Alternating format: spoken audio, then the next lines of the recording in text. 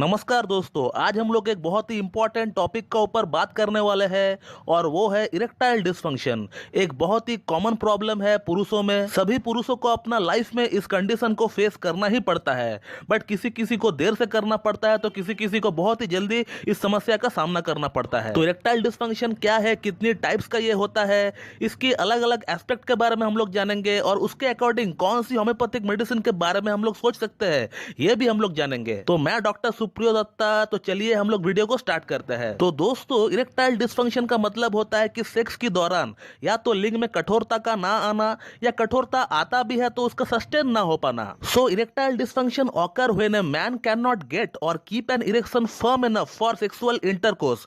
This is only known as erectile dysfunction. तो erectile dysfunction basically तीन तरह की होती है। पहला है मेंटल यानी मानसिक, जो कि 95% लोगों में यही समस्या होती है, और दूसरा होता है शारीरिक यानी फिजिकल वीकनेस, जो कि 4% लोगों में होता है, और तीसरा है बोथ मानसिक और शारीरिक का कॉम्बिनेशन, यानी पेशेंट में both physical and mental weakness के कारण इरेक्टाइल डिसफंक्शन हो रखी है। और ये तीनों ही कंडीशन के लिए होम्योपैथी में बहुत अच्छा ट्रीटमेंट है। ढेरों मेडिसिन है दोस्तों, जिसे हम लोग पेशेंट का मानसिक, शारीरिक, past history, family history, modalities, PQRS and obviously मायाजम अगर केस बहुत ही पुराना है तो, और इन सभी चीजों को मद्देनजर रखते हुए हम लोग मेडिसिन सेलेक्ट करते हैं। और उन मेडिसिन को अगर एक प्रॉपर वे में, एक प्रॉपर पोटेंसी में, एक प्रॉपर डोज में अगर दिया जाए पेशेंट को, तो पेशेंट का जो प्रॉब्लम है धीरे धीरे सॉल्व होने लगता है दोस्तों। बट आज हम लोग इस वीडियो में इरेक्टाइल डिसफंक्शन के बारे में कुछ अलग अलग एस्पेक्ट के बारे में जानेंगे और उसके अकॉर्डिंग कौन कौन सी मेडिसिन के बारे में हम लोग सोच सकते हैं, ये भी हम लोग जानेंगे। तो दोस्तों, जो सबसे पहला कंडीशन है वो ये है कि कुछ लोग जो है बहुत ही ज्यादा पॉर्न देखते हैं।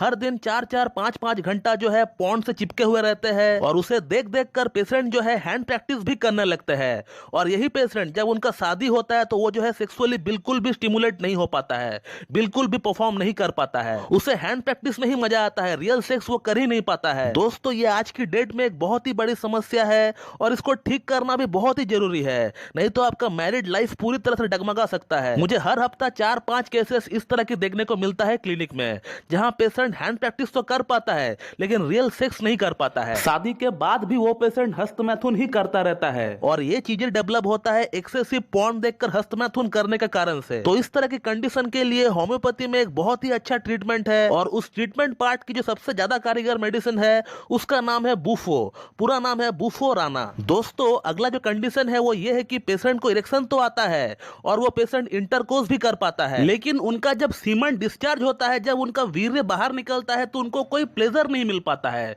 एक जो प्लेजर मिलना चाहिए सीमन डिस्चार्ज के दौरान वो उनको मिल नहीं पाता है, यानी पेशेंट का सेक्स ड्राइव लो है और जिसके कारण पेशेंट को ऑर्गेज्म पूरी तरह प्राप्त नहीं हो पाता है। तो इस कंडीशन के लिए भी बहुत ही अच्छा ट्रीटमेंट है होम्योपैथी में। लेकिन एक जो दवा बहुत ही अच्छा काम करते हुए देखी गई है इस पर्टिकुलर प्रॉब्लम के लिए, वो है कैलाडियम। उसका पूरा नाम है कैलाडियम सेक्विनम। दोस्तों, कुछ पेशेंट ऐसे होते हैं जो अपना करियर को सेटल करने के लिए इतना बिजी रहते हैं कि उनका उम्र जो है 35 ईयर्स, 38 ईयर्स तक हो चुका है और उनका शादी के बारे में कोई ख्याल ही नहीं आया है। और जब पूरी तरह सेटल हो जाते हैं और जब वो शादी करना चाहते हैं तो फिर वो जो है पूरी तरह एग्जॉस्टेड हो जाते हैं। तो तब इस कंडीशन में हम लोग एक दवा के बारे में सोच सकते हैं जिसका नाम है कोनियम।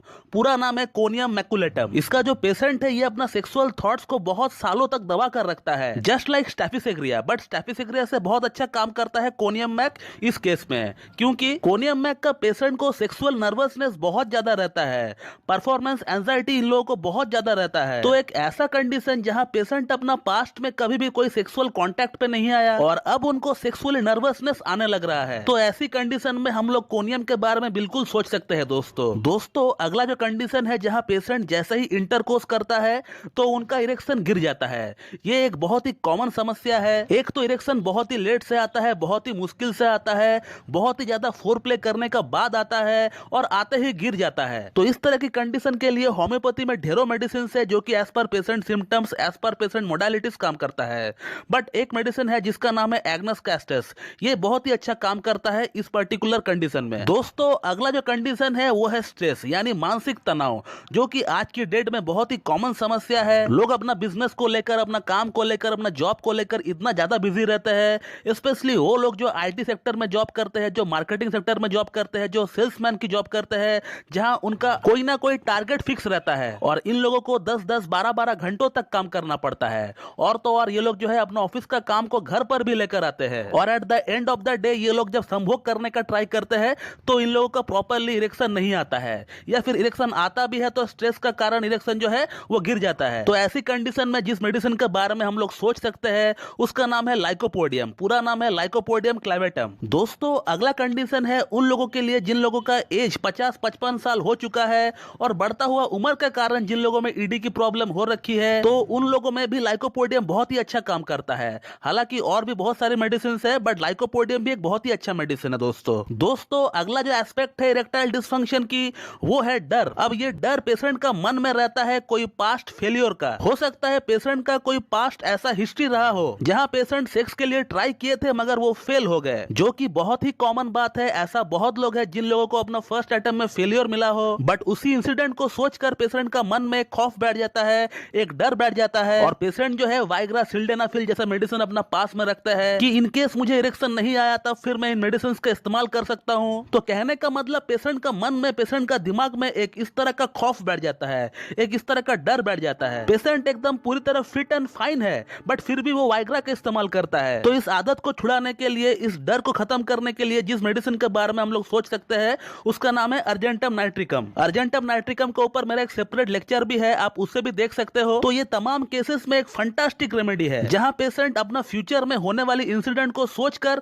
आज से ही घबरा जाता है। इस तरह की कंडीशन के लिए अर्जेंटम नाइट्रिकम बहुत ही अच्छा काम करता है। दोस्तों अगला जो कंडीशन है इरेक्टाइल डिस्फंक्शन के लिए वो उन लोगों के लिए है जिन लोगों को डायबिटीज है और डायबिटीज का कारण जिन लोगों को इरेक्टाइल डिस्फंक्शन हो रहा है। तो फिर जिन लोगों में डायबिटीज है और डायबिटीज का कारण जिन लोगों में इरेक्टाइल डिस्फंक्शन की प्रॉब्लम हो रही है, तो फिर इन तमाम केसेस में हम लोग ऑनोस्मोडियम नाम का एक मेडिसिन है, इससे हम लोग बिल्कुल यूज कर सकते हैं। दोस्तों हालांकि और भी बहुत सारे मेडिसिन है लेकिन जिन लोगों को डायबिटीज है और डायबिटीज के साथ साथ जिन लोगों में इरेक्टाइल डिस्फंक्शन की प्रॉब्लम है तो फिर उन लोगों में हम लोग ऑनोस्मोडियम बिल्कुल यूज कर सकते हैं। दोस्तों ये बहुत ही अच्छा काम करता है इन लोगों में। दोस्तों अगला जो कंडीशन है वो ये है कि जहां पेशेंट लंबे समय से कोई disease like typhoid, TB, malaria, dengue या कोई बड़ी डिजीज के साथ फाइट कर रहा होता है और डिजीज के साथ फाइट करते करते पेशेंट का इम्यूनिटी, पेशेंट का वाइटल फोर्स एकदम लो हो चुका होता है और अब डिजीज ठीक होने का बाद जब पेशेंट फिर से अपना सेक्सुअल लाइफ को स्टार्ट करना चाहता है तब फिर उनमें बहुत ज्यादा वीकनेस आने लगता है। तो फिर इस तरह की कंडीशन के लिए बहुत सारी मेडिसिन है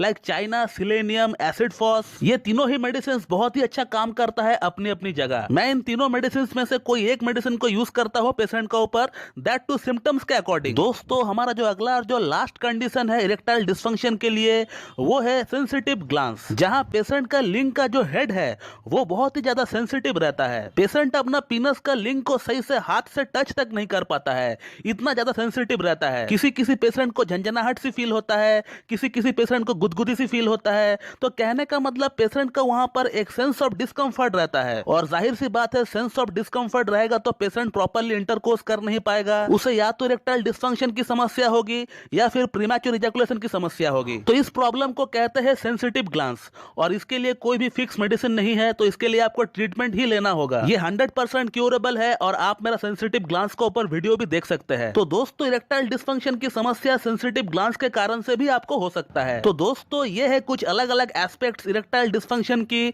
मैंने ट्राई किया है सभी एस्पेक्ट को कवर अप करने के लिए इस वीडियो में। और अब आप लोगों में से बहुत लोग एक सवाल मुझसे करेंगे कि सर आपने तो मेडिसिन का नाम हमें बता दिया, अब इसे यूज कैसे करना है, कितना पोटेंसी में लेना है, ये तो आपने हमें नहीं बताया। तो दोस्तों मैंने इन तमाम कंडीशंस के लिए जो दवाओं के नाम मैंने आपको अभी बताया है ये एक अनुमान के तौर पर बताया गया है। ऐसा बिल्कुल भी नहीं है कि जिस मेडिसिन का जिक्र मैंने इस वीडियो में किया है इससे आपका प्रॉब्लम 100% सॉल्व हो जाएगा, ऐसा बिल्कुल भी नहीं है। दोस्तों होम्योपैथी में एक ही डिजीज के लिए, एक ही समस्या के लिए ढेरों मेडिसिन अवेलेबल होती है जो कि कुछ सिम्टम्स के ऊपर काम करता है और जैसे ही आपका सिम्टम्स थोड़ा चेंज हो जाता है तो मेडिसिन भी आपका बदल जाता है। लेकिन अगर आप में से कोई इन मेडिसिन को लेना चाहता है तो फिर आप 30 पोटेंसी में लीजिए। 15 से 20 दिन तक आप ले सकते हैं, 2 बूंद सुबह 2 बूंद शाम को आप ले सकते हैं और 15 से 20 दिन इन मेडिसिन को लेने के बाद आपको बिल्कुल इंप्रूवमेंट देखने को मिलेंगे। बट अब आगे का ट्रीटमेंट किसी एक अच्छी होम्योपैथ से संपर्क करके ही जारी रखे दोस्तों। तो दोस्तों ये था कुछ कंडीशंस और उसके अकॉर्डिंग होम्योपैथिक मेडिसिन।